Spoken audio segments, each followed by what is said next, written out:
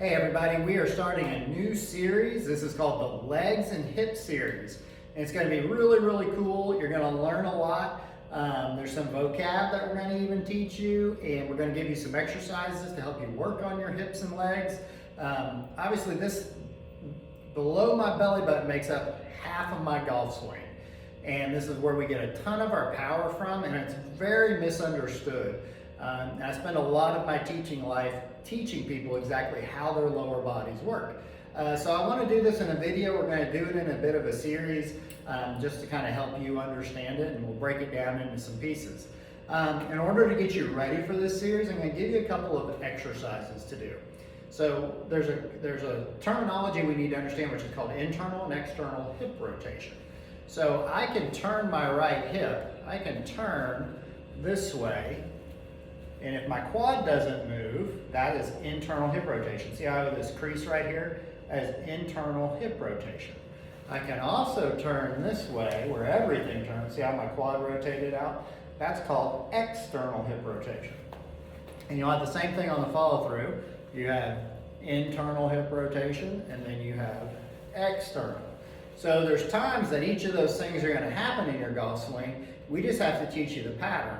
But first, I'm going to give you a couple exercises so you can figure out if you are weak in your internal or external hip rotation. And kind of working through some of these exercises will help you better off your golf swing. So the first one's going to be some stork turns. So basically you're going to take your foot and you're going to hook it behind your ankle. And you can use a club just for a little bit of balance if you need. And you're just going to kind of take this knee and open it and then go across. And you're working external, internal hip rotation.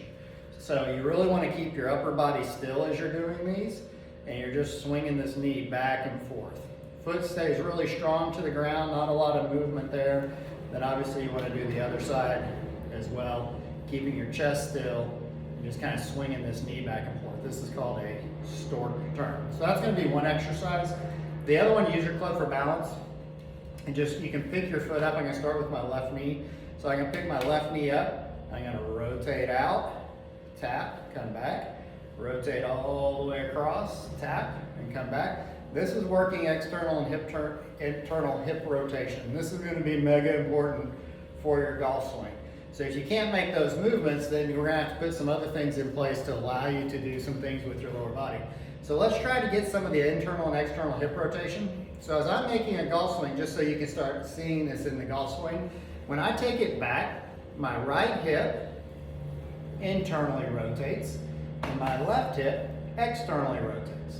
Then as you transition, I come back to kind of a neutral position. This is going to internally rotate, and my right hip externally rotates. And this is going to be super important for keeping us on axis, to developing power, to develop sequence, to use my feet correctly, to use the ground correctly. So that's why we're putting this in a series, because it's going to be a lot of information for you.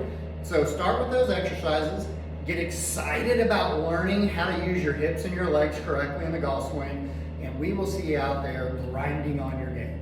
Thanks, y'all.